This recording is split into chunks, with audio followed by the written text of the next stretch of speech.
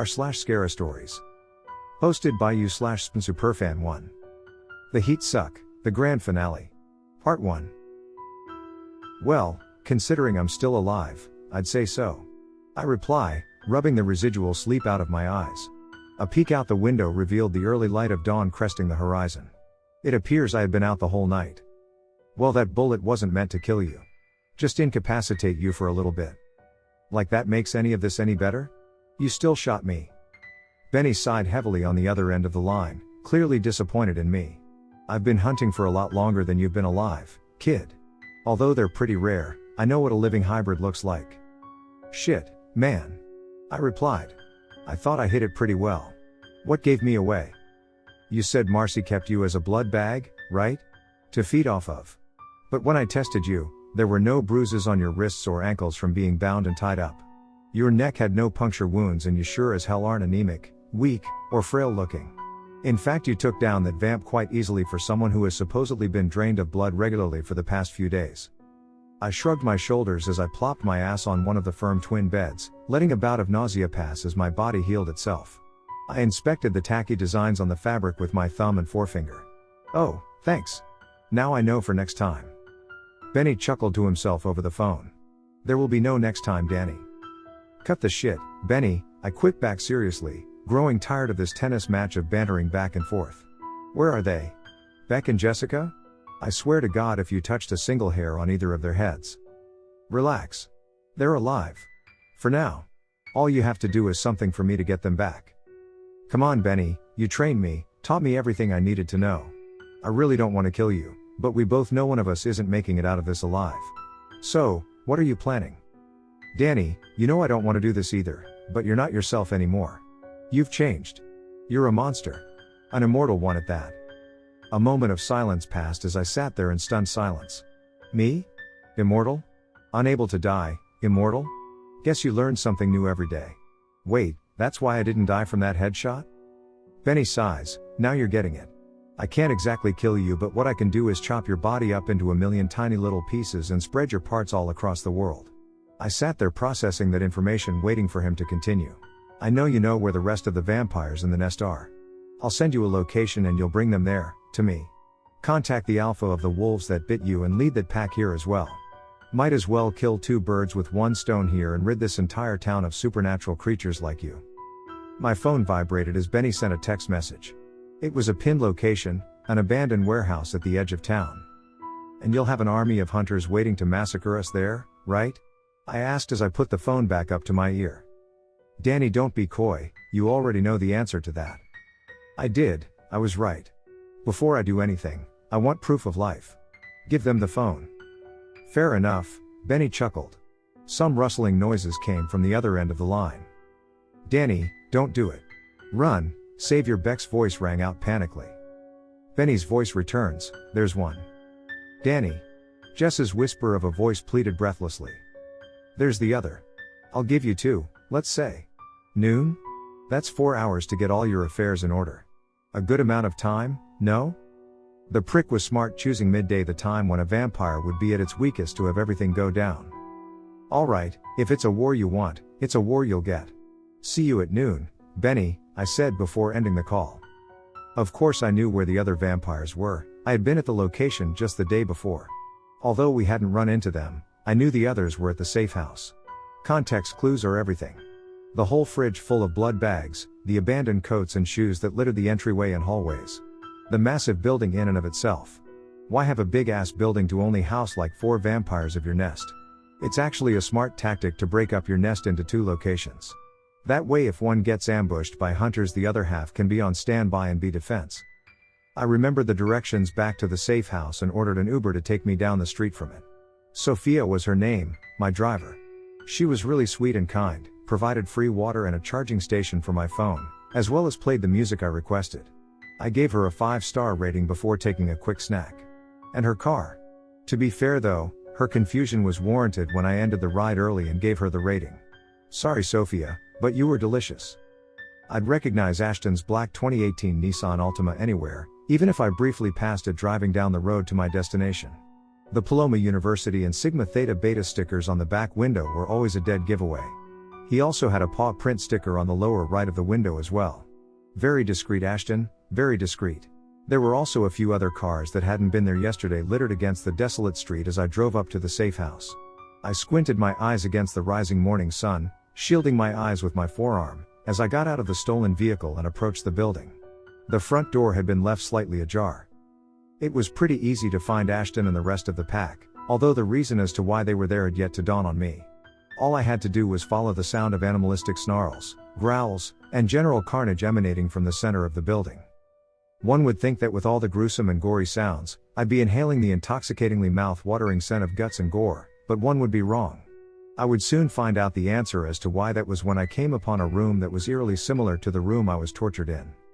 As you've probably already presumed, Ashton had taken the opportunity to dwindle this vampire clan's numbers even more, and had launched an ambush upon the remaining fledgling vampires. I, however, did not come to that conclusion until I came face to face with Ashton in his wolf form severing the head of a vampire lady around Jess's age with his maw. It was clear he was the alpha as he was the biggest wolf among the other 9 wolves that were there. Do you know what a dead vampire smells like?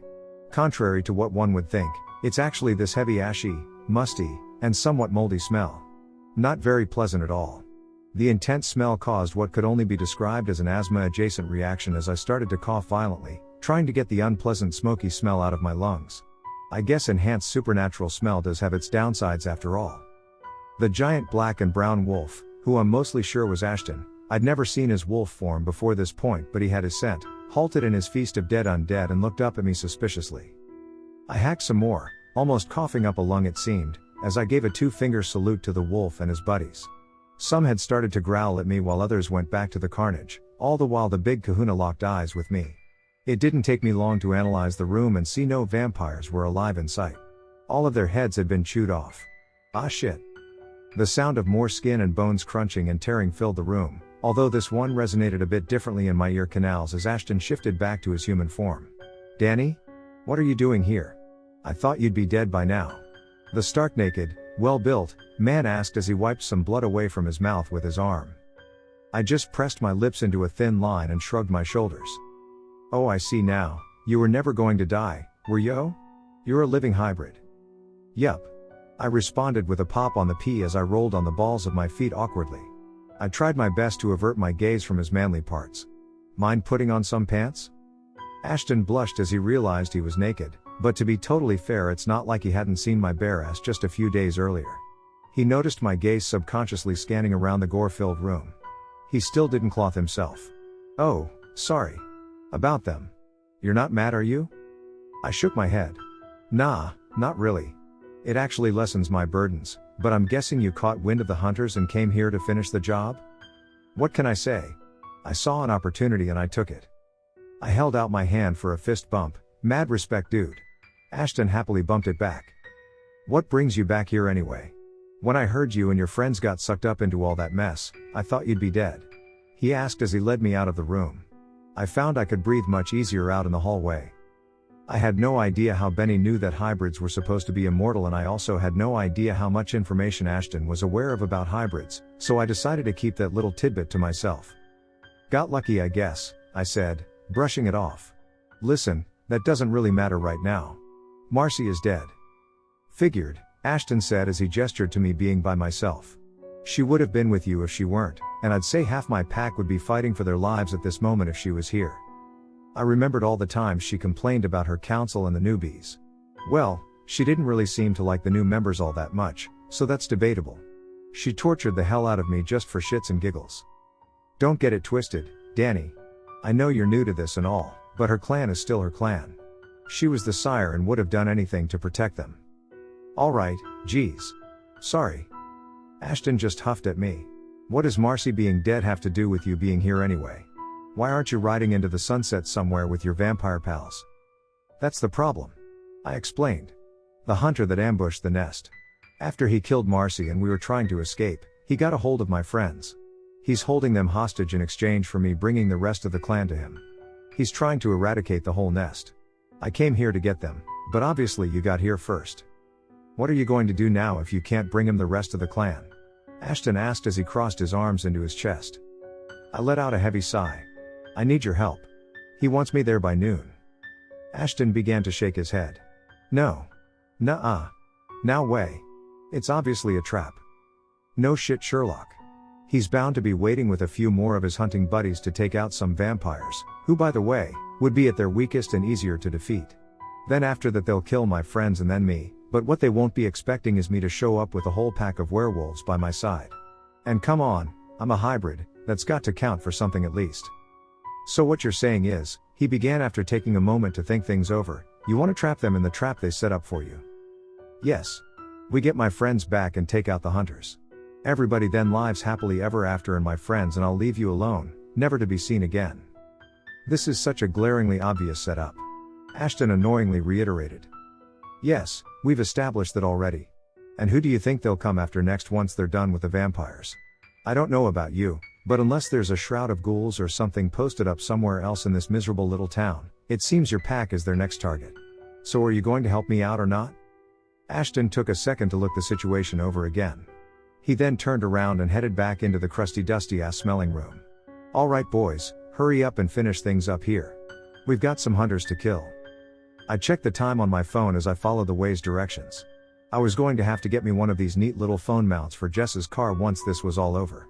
I'm praying Beavis or Butthead told them where they hid it after we were unlawfully arrested. It was 11:45 am, 15 minutes before noon. 15 minutes before everything starts.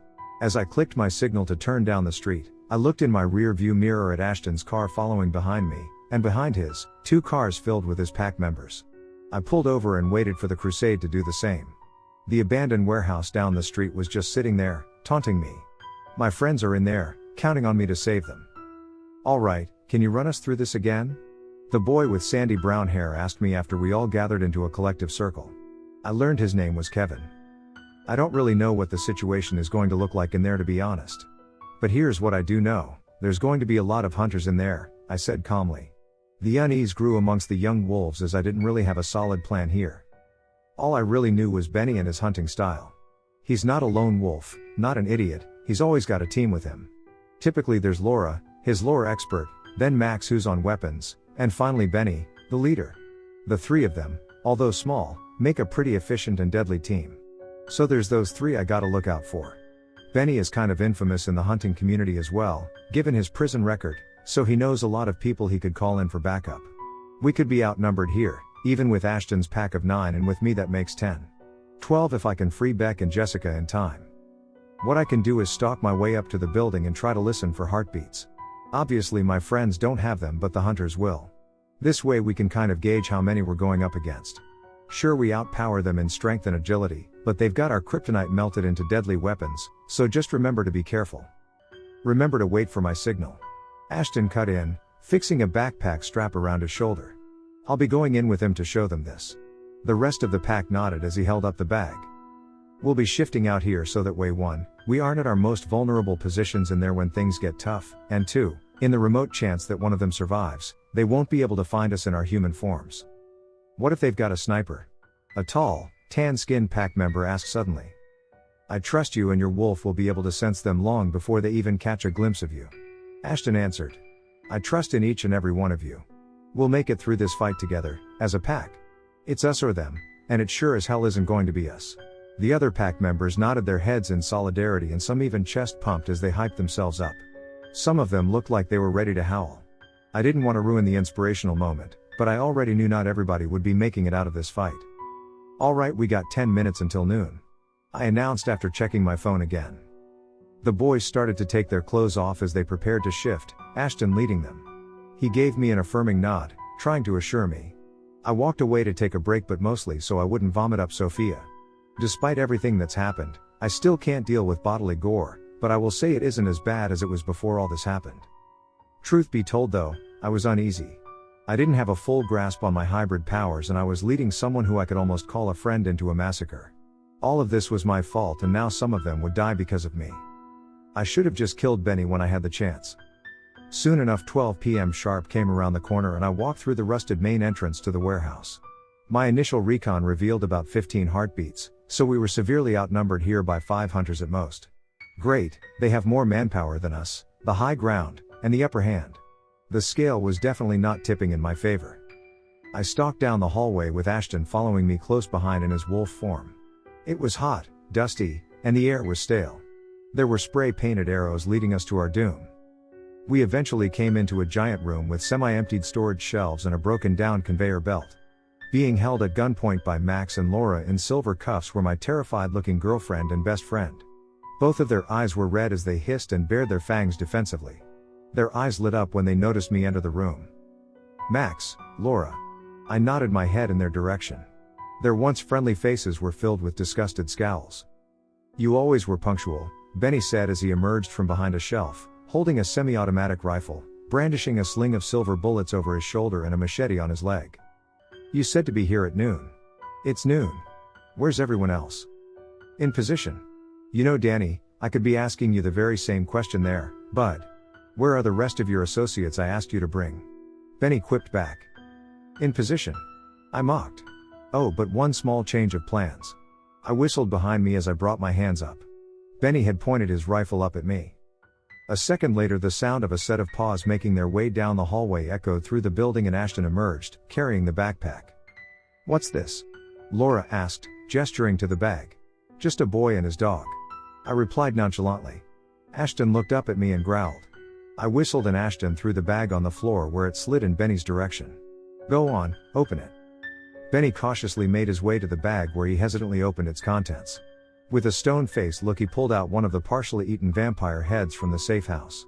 The fledgling's fangs were still bared, but half of his face was chewed off and one of his eyes and tongue were missing. Gnarly. I heard Beck whisper to Jessica. Her face was just white as a ghost. As you can see, the rest of the vampire clan has already been taken out. Not much to be done about that now, is there? I say after Benny puts the head back in the bag. He shrugs his shoulders in response. Ah well, that's a shame about that. Benny then turned and yelled up to the top of one of the storage shelves. Kill the wolves, then the vampires. There was a hunter hiding up there, and my eyes widened when I saw him aim his gun. Ashton let out a ferocious howl, signaling the others, as he got into a pouncing stance. A loud pop rang out and like in slow motion, I could see the bullet zip right for Ashton's heart. Without a second thought, I jumped and pushed him out of the way, taking the bullet in my right shoulder. It drug and burned hotter than the sun, but at least it hit the immortal one. I could feel my arm starting to heal already. After checking on Ashton to make sure he was alright, the chaos really began. Sounds of glass breaking throughout the warehouse erupted as the rest of the pack made their grand entrance into the fight. Hunters started emerging left and right as they began to shoot at the other wolves. Ashton got up off the ground and shook himself off before stalking his way up towards Benny menacingly. I quickly blocked him. Paws off, got it? He's mine. He let out a quick huff before he turned and started attacking another hunter that was shooting at his packmate. Shots rang out as one of the wolves got pumped full of silver, while one of the hunter's arms was currently being chewed off. Laura and Max were trying to drag Beck and Jess off into a corner while simultaneously shooting at wolves. The air was full of screams, gunfire, and the smell of blood. I turned back to Benny and felt my eyes begin to glow. He quickly reached for his machete as he unsheathed it. A loud shing sounded from it. Ah! Don't take another step, Danny. Remember. Little pieces spread all over the world. You don't scare me. I growled as I felt fangs grow in my mouth. Sharp claws began to grow on my fingernails. I know that. But, do you know what does scare you? Losing the love of your life and your childhood best friend. Don't think I've forgotten our little heart-to-hearts about your fears for them. There was a reason why you didn't tell them what your new job really was, wasn't there? To protect them from the things that they've become. Well, guess what, Danny? I have a duty to protect innocent humans from things like you. Just leave us alone, man. It's not like we asked for any of this, I yelled back, after dodging a swing attack from Benny. He got a good slice of my upper arm though. Look around you. Look what you started. Benny scoffed. What I started? This never would have happened if you hadn't gone and gotten yourself turned like a dumbass. That was the first thing I taught you as a hunter, and you failed. He charged again, this time swinging for my neck. I ducked, then slashed at his abdomen and flung him away. He rolled across the concrete floor like a tumbleweed into a shelf. He let out a small groan as he seemed to be knocked out for the moment, definitely winded for sure. A quick glance around the battlefield revealed the perfect opportunity to rescue Beck and Jess. We were almost evenly matched now, about 10 hunters to 8 of us. Most of the bodies that currently littered the floor were those of the human hunters, which meant good things for our side. Max and Laura were still guarding Beck and Jess, who were currently trying to free themselves. Sorry it had to be this way. I spoke into Laura's ear while her back was turned. You were always so nice to me. Her body went rigid as I quickly sunk my fangs into the crook of her neck. I took a second to replenish some energy that had been lost to the fight and drank about a pint of her sweet blood. Max cried out in anguish as he dropped his guard and lunged for me, brandishing his machete, after I kicked her limp body out of the way. He was able to get a good hit in when he struck the machete deep into my shoulder, the same one that had been shot earlier. I cried out at the sharp sting and winced when he quickly yanked the thing out of the crevice he created. He went to swing at me again, but this time I strike first. Mid-swing I clawed at his arm with all my might. Max's machete fell to the floor, his hand still gripped tightly around it, after I had cleanly cut through it. He screamed bloody murder as he held the leaking remains of his appendage with his one good arm. In his state of shock, I kicked him down hard in the chest, where the self-proclaimed rugged tough guy hyperventilated hysterically on the floor, next to Laura's corpse. Beck and Jessica just stood and watched, holding their wrists out to me when I was done. First I was able to snap Jessica's shackles in half with my bare hands before moving on to Beck. Immediately after his release, he lunged for Max and finished the hunter off, bringing him mercy by finally killing him. The first thing Jessica and I did was envelop one another into a tight embrace before we kissed. I didn't realize how much I missed the feel of her body up against mine until now. We had finished the almost minute-long hug when I noticed Jessica's eyes go wide as she looked at something behind me. Instinctually I let out a roar a split second after that same sharp feeling erupted in my shoulder. Only except this time whatever object had been slammed into the almost healed crevice didn't snag on tissue and sinew. The right side of my body felt significantly lighter after a wet squelch sound was made when my hacked-off arm fell to the floor. In the wake of the sound that exited out of my mouth, the whole room shook and almost everyone halted in what they were doing. I turned around to Benny standing behind me, bloodlust raging in his eyes, holding a bloodied machete. He took advantage of the silent room and chuckled to himself just loud enough for his eerie echoes to ring out through the whole building.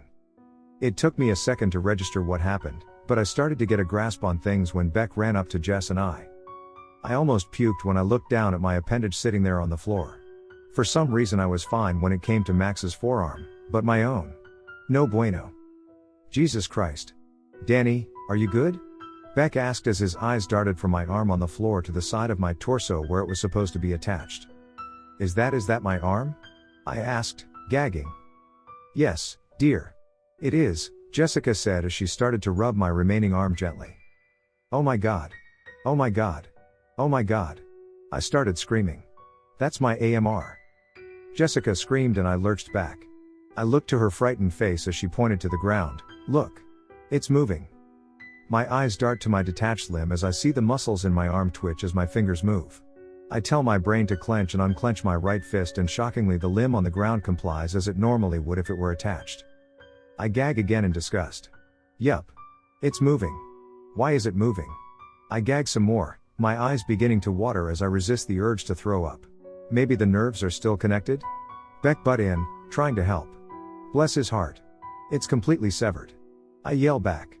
Beck backs away, whimpering like a hurt puppy. Jess puts her hand on his shoulder to comfort him. Jess tried to comfort me next, but it wasn't reassuring at all. Maybe it's a phantom something. I paced around panicking about my missing appendage, not trying to think about it, still reacting as if it were still attached, when I came face to face with Benny. I didn't even care that everyone was gawking at my freak out. Dude, what were you thinking? My arm?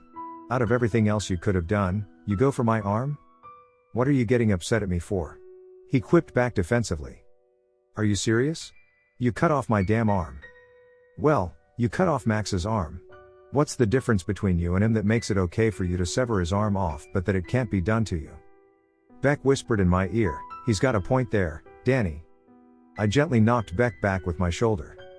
The difference is this, I hissed and bared my fangs at him. Benny readied his machete and out of the corner of my eye, I noticed two more hunters coming at me to aid Benny. This seemed to re-kickstart the fight as chaos broke out once more. A little help here, I shouted as I fended Benny off with my one remaining arm as the other two hunters were fast approaching. On it, Beck yelled as he dove for one and Jess went for the other. With Max and Laura gone we were all even matched. Ashton was in the middle of ripping a female hunter's throat out.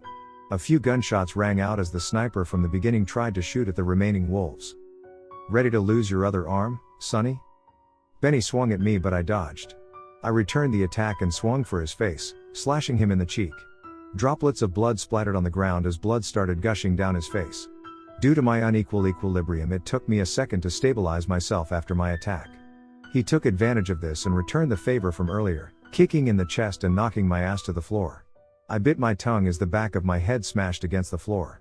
I just so happened to land right next to my arm. My head went fuzzy for a second as two bennies entered my field of vision. He knelt down to my level and pressed the blades of his machete against my neck. "It's been a good run, Danny, but it's time to end this, once and for all," he said genuinely. I can't die, remember?" I laughed out breathlessly. This couldn't really be the end, could it? Me, losing, after fighting so hard?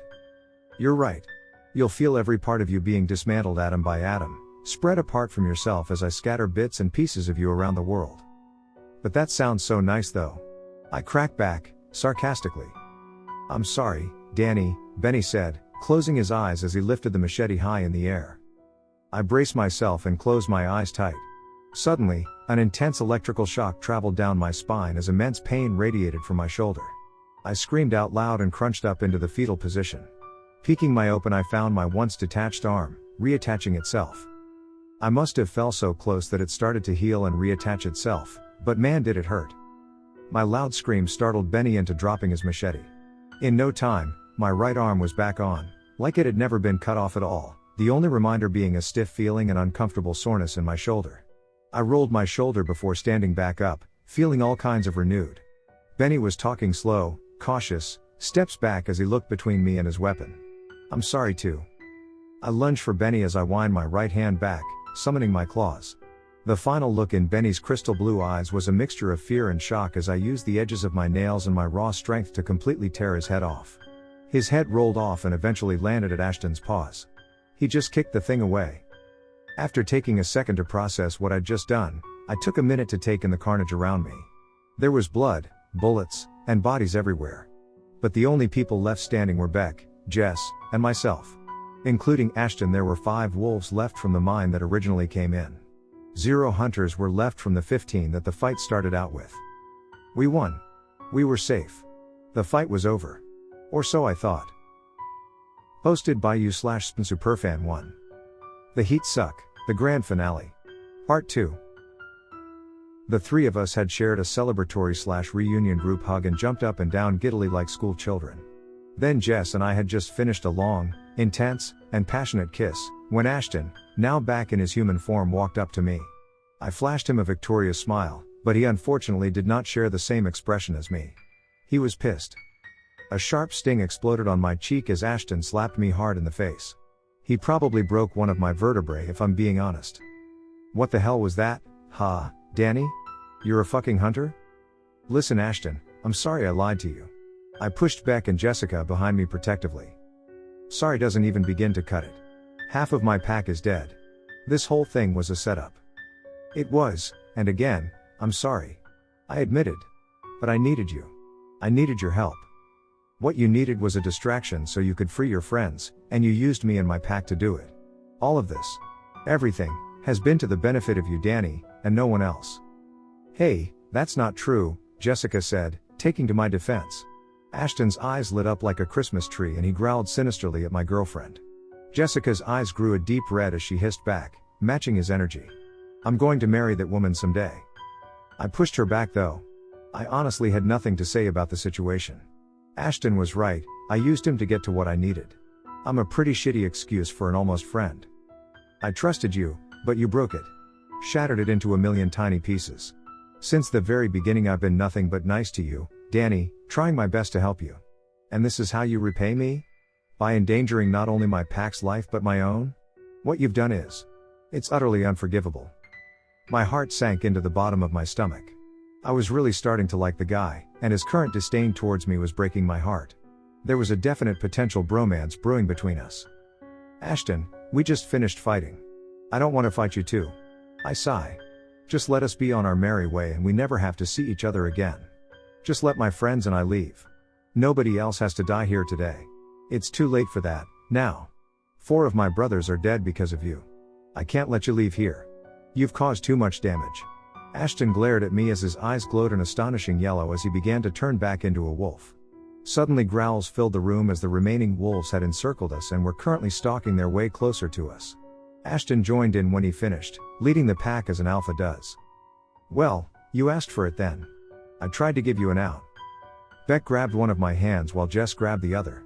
"Danny, I think it's about time we split and get out of Dodge. You guys go.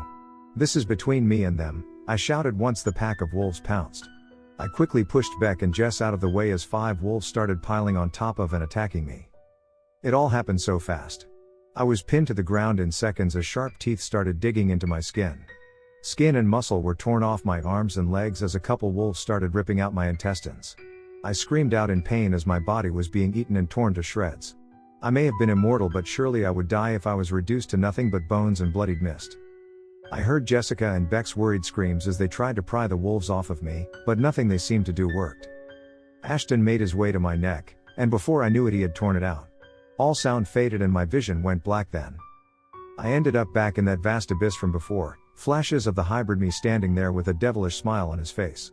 Without saying any words he gave me clear instructions. Suddenly the overwhelming urge to just let go overcame what was left of my body. As the feeling came to an intense crescendo, without hesitation, I gave in. A warm sensation spread all over as I finally felt a sense of peace. I finally felt free. Free from all the stress and pressure I'd been put under since all of this began. I felt alive. I opened my eyes and found myself not in my normal body, but in one of a wolf. A large gray wolf to be exact, and almost twice the size of Ashton. This was the first time I was cognizant in my wolf form. I should have felt discombobulated, but it all felt natural. Like I had always lived in this wolf body. I let out a freeing howl as I overpowered all the wolves on top of me, sending them flying every which way. Power was flowing through my veins as I felt revitalized and rejuvenated.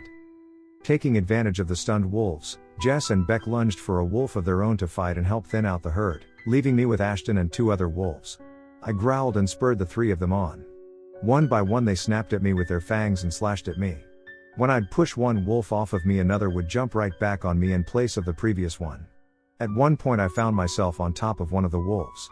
He had sandy brown fur, and kinda looked like a German shepherd. I slashed at his eye and he howled in pain.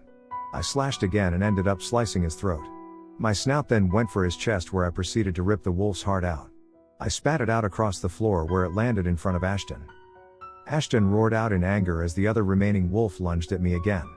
I spun and dodged the mud, before kicking him in the hind legs where he rolled across the floor with a yelp. Beck, who had just finished draining the blood of the wolf he was fighting, quickly ran to the vulnerable creature and started attacking it. Jess joined in a second later as the 2 had themselves a feast. It was just Ashton and me left. From across the large room of the abandoned warehouse, Ashton and I sprinted for one another. We both jumped at the same time and started nipping at one another's throats as we stood on our hind legs. We slashed, kicked, and rolled all over the floor, fighting one another.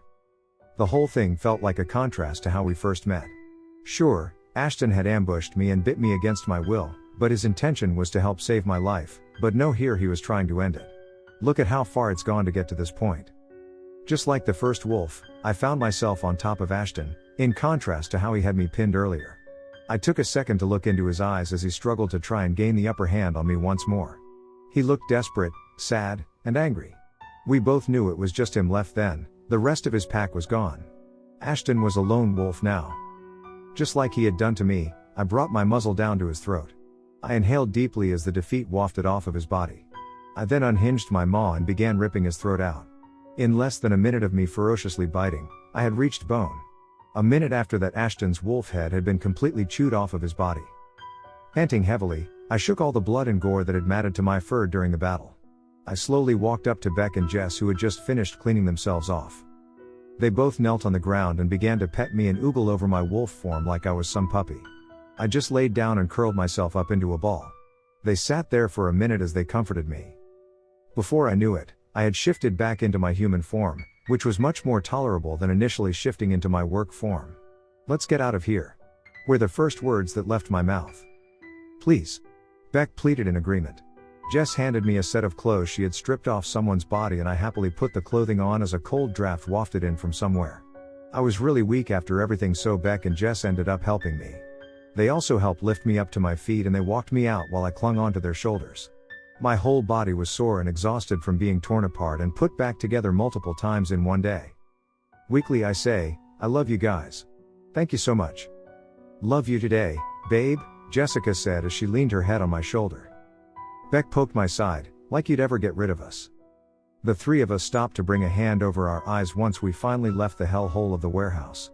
The sun was not only huge, but in the beginning stages of setting as the horizon was filled with the most amazing reds and pinks.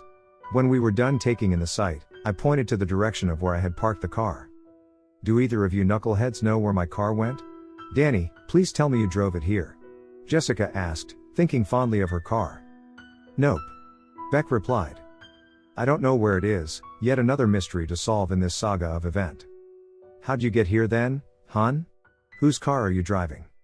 Some Uber driver named Sophia. She was delicious. I would have started licking my fingers if I could actually move them, they were hella stiff. Jess squinted her eyes playfully, was she prettier than me? Totally, I joked. That's why I had to eat her. Now that I think of it, I never did get to eat those Twizzlers. Beck added in randomly. I chuckled as we trudged along the dirt road. Don't remind me. I wasted all that money on those groceries that we never even got to use, Jessica lamented. Can't even eat the shit anymore anyway. Do you think we could stop somewhere and get more Twizzlers, Danny? Beck asked, after a minute of silence went by. Yes, Beck, I laughed. We can get you some more Twizzlers.